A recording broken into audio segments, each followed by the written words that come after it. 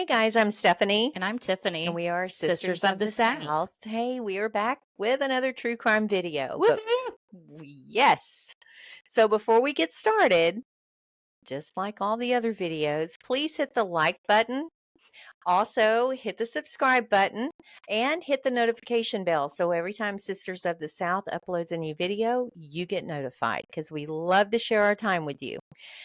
Also, leave some comments. Let us know what you think. We love to read them, we love to share them, and we love to respond. And that keeps us, Going. going and lets us know, what you think, and it kind of gets our mind to going a little bit too. So we would appreciate that. And also, before we get started on the video, we want to give a big shout out to our friends and vendor over at SoFly. So SoFly! fly. Not so small! Not no Not more. no Yeah. Yeah. Oh, Oh, goodness. Anyway, they are a family owned business here in the Houston, Texas area. And they specialize in embroidery and also laser work. And what they do is they take an accessory, such as a cap, hoodie, purse, t shirt, cutting boards, keychains, and even tumblers, and they will specify it to your needs. So if you want to put your name on it, your initials, or your logo, maybe a special icon, you can specialize any of your accessories. And with the embroidery, there's an array of different colors that you can use, and they have excellent customer service. So they'll work with you with whatever that you need. But in the meantime, we're going to show you a video of what they do. So here we go.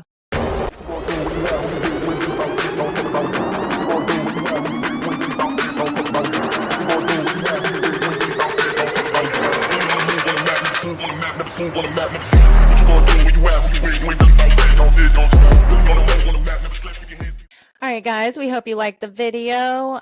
Go check them out. Buy you some good stuff. And we would like to see pictures if you do, by the way. Absolutely. And let them know we sent you. Yeah, and we're going to link their information in the description box as well. So check them out. Yeah. All right, so we're going to turn it over to Tiff and let her get started on this case file. All right, guys. This time I had to do a little research here in Houston because, Houston's got to keep us going with the stories, right? So this was a heartbreaker and it's a sister story. So I had to bring it to my sister who's never heard this story. Have not heard it at all, but I have heard that it might get me going. So I did warn her. So let's go. I'm ready. Yleen Faye Kennedy was born January 22nd, 1951 in Harris County, Texas, and her sister Lily Dale Kennedy was born August 27th, 1960 in Harris County, Texas. The two sisters lived together in a small house in the Heights in Houston. Yleen was a stained glass artist and was interested in art and music. Oh, so that's cool. It is very cool. So the Heights was the perfect place to move because she loved to dance and she was very social. So this was a place where she could walk and go to clubs and listen to live music. Yleen had a vintage clothing store in the Heights area that was her passion, and she loved searching for clothing that was different and unique. On March 5th, 1984, when the girls didn't show up to take their father Jack to the doctor, living around the corner, he decided to walk over and check in on them. When Jack arrived at the house, something did not appear right because the front door was open. Yleen was laying on the ground in the entryway. Lily was laying at Yleen's feet. Jack found both of his daughters dead. He immediately called 911 asking for medical assistance. Each victim had different injuries. Lily, the younger sister, had a single gunshot wound to the head, and there wasn't much blood on the carpet underneath her. There were no wounds on her hands or her feet. She was presumed to have been shot first. Yleen, the older sister, had much more obvious and severe injuries. She had a gag in her mouth. Her underwear had been pulled down. There was more blood underneath her body. She had knife wounds on her throat and a wound on her arm that appeared to be a gunshot. Whoever had taken Yleen's life had spent some significant time harming her. She was abused, if not tortured, prior to her death. Whoever did this was definitely concentrating on harming Yleen while her dead sister lay next to her. So this was personal. That's horrible. There was no sign of forced entry, meaning they must have known the person and was comfortable enough to let him in. Yleen was a very neat and tidy person, but the house was ransacked and things were missing, leaving the idea that the person was looking for something. But there was $500 cash and jewelry left in the house. Okay. There was no fluid identified in the tests on Lillie. The sexual assault kit that was collected from Yleen tested positive results for semen. In 1984, the types of testing that could be performed was very limited. There was really no DNA testing as we know today. Right. Investigators didn't have many leads. Some of the people in the vintage clothing business were into dealing. Not to say Yleen was part of it, but she did have associates that gave police pause, which I thought was a very interesting That is interesting. thing. Yleen's ex had stolen drugs from some people, leaving police to wonder if those people were seeking revenge through the girls. But all leads led to dead ends. Decades would pass without any decent leads. So this brings us to 2014, 30 years after the murders of Yleen and Lillie Kennedy. When the detective at the Houston Police Department Cold Case Unit assumed the case, he found there was still a viable sample of fluids gathered by the medical examiner at the autopsy. They had actually developed a DNA profile on it, and it turned out they had something substantial, physical evidence to connect someone to the crime. They added the Great. DNA to a national database, but unfortunately, they never got any matches. Oh, crap. But finally, one day, a defendant who had earned a very long sentence said, "I've got something to barter with for my freedom," and mentioned the Kennedy sisters. He right away mentioned who had committed the murders. The name of the murderer was Edmund Deegan. The informant tells investigators that his associate Edmund Deegan came to him in 1984 in Houston asking for his help. He claims Deegan came over with a duffel bag with stuff in it and tells the informant that he had just killed 2 people. The cold case investigator began checking this information out. It turned out that Deegan was one of Yleen's competitors in the vintage clothing business. Oh, wow. Yleen and Lillie's brother recognized Deegan's name and had even met him. Oh, wow. So they're putting things together, Yes. right? Mm-hmm. Which I think is amazing. Yes. I love these stories that it took forever, but they're finally figuring it out. Right. On December 9th, 2014, Houston police tracked down Deegan and questioned him. Deegan says in his interview with police, "I promise you, I did not kill anyone. I don't care what anybody says. I was not involved in that murder of that girl." But he agrees to give a DNA sample. Good deal. No joke. But it's those people like that they're like, "What's DNA? They got nothing on Yeah, me." right. Dude. Right. On December 26, 2014, the DNA report was issued. The conclusion was that Edmund Deegan cannot be excluded as a possible contributor, but they still had a long way to go. Just because someone person doesn't mean they murdered them. Okay. He just left her there to be murdered then? So Okay. he left her, and then someone came along and said, "Oh, this person looks like they need to be murdered. Let I me guess I'll go do ahead and this." finish her off. I mean, okay. So, unfortunately, there was no other tangible evidence other than the DNA from Yleen's kid. But technically you can't say, well, he I must agree. have murdered her, right? You got to Even have though you know he did. even though you know. Okay, but you Yeah. have non-conservative people out there who will actually argue that just because you rape someone and the person's dead doesn't mean that they killed him too. But to me, Even though it's it all so happened at the obvious. same time. There is Sure. black and white in that situation. Yeah, Okay. exactly. That's how I feel. On February 20th, 2017, 33 years after the murders, because prosecutor didn't have a strong enough case and was not able to connect Edmund Deegan physically to Lillie's death, they're forced to bargain with the killer. Okay. So he left nothing on her. Mm-hmm. So, okay, I get it. You're going to try to get him. They know he did it, so they got to bargain and get him as much as they possibly can at That's this right. point. Yeah. So, okay. So the plea bargain was only pleading guilty to the murder of Yleen Kennedy. It dropped the charges and it did not list Lillie Kennedy. Lillie was the unnamed victim, which really pissed me off. Yeah, because She deserves justice. she was killed too. That's Yeah. right. Edmund Deegan received a 15-year sentence. 15 years. How old is he at this point? I'm not sure. It didn't say his age, but it does get better, however. Okay. Okay. So, yeah, I hope. just save it. No, not better in a good way.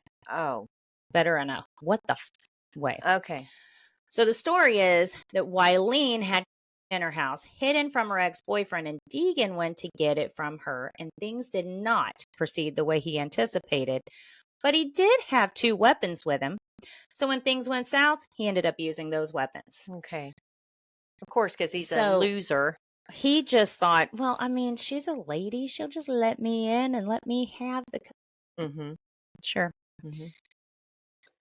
December 1st, 2021, 37 years after Yleen and Lillie's murder, a Texas law enacted in 1977, mostly to alleviate prison overcrowding, let him out after serving less than 7 years of a 15-year sentence. You are kidding me. Which stated any inmate, it didn't matter if you murdered someone, if you raped someone, even if you were a serial killer. If you committed a crime in Texas between 1977 and 1987, you were eligible for automatic release as long as they maintained good behavior in prison. What the actual Okay. fuck? No and no. Because there is, in prison, I understand that some go in there and act up. But it's easier to be good in prison because you don't want to get your ass kicked by the inmates or whatever they do to you in there. So, and they find God usually. Of I mean, course. it's easy to find God in prison, but you can't do it out in civilization, obviously. So, it again, good behavior to me means nothing because of what you did that got you there. Okay, so fuck that. It doesn't even matter to me. So he went free all those years, 30 plus years he went free. So he's Then went walking our in streets. for 6 years. So he's walking our streets right now. Okay, Deegan. I was very pissed off. Like my blood pressure through the roof. I was so pissed off at the state of Texas, and I love me some Texas, guys. It's my home forever. But I'm going to say I was pissed. Okay, this prison overcrowding, I got an idea. Build more prisons, please. I have a better idea. I do too. I won't say it. I will. Execution. And I agree with that. Ship them up to Huntsville. Get rid of them. Let them sit there for, 2 days, and then get rid of them. Especially under these circumstances. Absolutely. He should have never. 15 years wasn't enough to begin with. Why do you only get 15 years? Well, this is my point on the prison systems being overcrowded. Not everybody gets the death penalty. Not everybody deserves the death penalty. Right. So if it's prison overcrowding, I promise you the state of Texas, all of us that live here would gladly pay a little bit more tax to build more prison systems. We pay enough anyway. Our families safe. Yeah. Okay, we don't have a state tax in Texas, but we pay taxes. And we would willingly, be more than happy to pay a little extra to keep our families safe and keep these scumbags off the street. But yeah, shipping that to screwed Huntsville. everybody. Yeah. Wow. So Lillie never gets justice. And really, Yleen didn't get justice either. Right. Because she would have lived longer than 6 or 7 years if he had not murdered her. That's right. So what does that even matter? Yeah. Which, in my opinion, she was young. 15 years was nothing to begin with. No, 15 years is a snap of a finger. And that's all he was sentenced to. Considering how much time she lost of her life. The rest of her life, her family lost two siblings, two daughters. Yeah. And they, lost siblings because there were other children. Oh, come on, Texas, do better, please. We all own guns here in the state of Texas. I mean, we've got other ways of taking care of these issues. We don't need to even build new prison systems, like she said. Come on. Yeah, that pisses me off. Yeah. My husband got to hear this story and I was not happy. I wasn't born in Texas. I was brought here as quickly as my dad could get me here.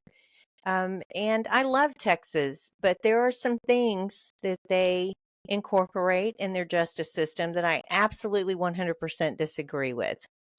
And this one, I absolutely disagree with. Now I need to look it up and see if there were other things. Why just 1977 to 1987? Were there other ones? Other times where they let them? I have no idea. I Other don't know laws passed? what's I the need to do some significance research of on that that. decade. If you guys know about it, let me know. I And know it I could live here, be but I didn't know. it could be the age of the prisoners from 77 to 87. You know what I mean? Possibly. They were Yeah. probably the 'Cause they were much oldest older. prisoners there, right? Yeah. But that doesn't mean that they're the safest. No. We've done stories here on this channel of people who are elderly, who are still committing crimes. Okay, so age means nothing. Okay, if you have that mentality. So this guy, oh my gosh, he is walking free. Unbelievable. Yeah, I knew that would get you. I got a headache now. Not gonna lie. Yeah, I'm disappointed, Texas. I really am. That's a big disappointment. Yeah, I agree. It was heartbreaking. Her Yeah. poor dad had to walk in. I had to think about our father. Like if Yeah. our dad walked in, that would just, oh my God. And finds both of us. Yeah. And that would be so not only life changing, but devastating. Your life will never, ever be the same. Well, I'm just going to be honest. If they had let our murderer out after 6 years, I don't think he'd be walking the streets No, for very long. no, he wouldn't be walking the streets. Not at all. That's very true. Yeah. Yeah, so he's a lucky man, I guess you could say. Yeah. But you're a scumbag. You're a scumbag. So 100%. you're not wanted here in Texas. Yeah, guys. So let us know what you think. It was kind of a quick story. It was just heartbreaking. And Well, prayers to the family, because this isn't just yes. a one and done or two and done with these daughters that affected her parents and her siblings, but it also affects the Generations. generation after that and after that carries on. Well, their niece fought. She was the one that kept fighting after her grandparents couldn't anymore. They were gone. So, that's just, generations. And then Texas turns around and becomes a complete disappointment. And I'm sure their family was law-abiding citizens who had probably worked and helped the economy in the state of Texas. And then Texas turns around and spits on the graves of these two beautiful young souls. Yeah. So, you know what? Screw you, Texas, on this. I'm pissed off. Makes me want to pack my bags and leave. But anyway. But there are worse places. There's worse, but I'm disappointed.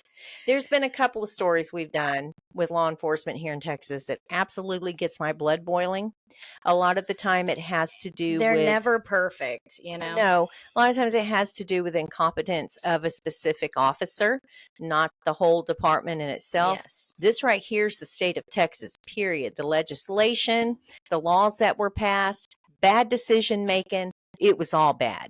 And not only, as we discussed earlier, it doesn't just affect the family, it affects the whole state of Texas. So not only is Deegan walking the streets, which Everyone he deserves else. to be under the prison, there's other people out there walking that don't deserve to walk, and injustice to their victims and their families. That's right. So this is one case. Yeah. That's a lot of people. Yeah. And this is one case.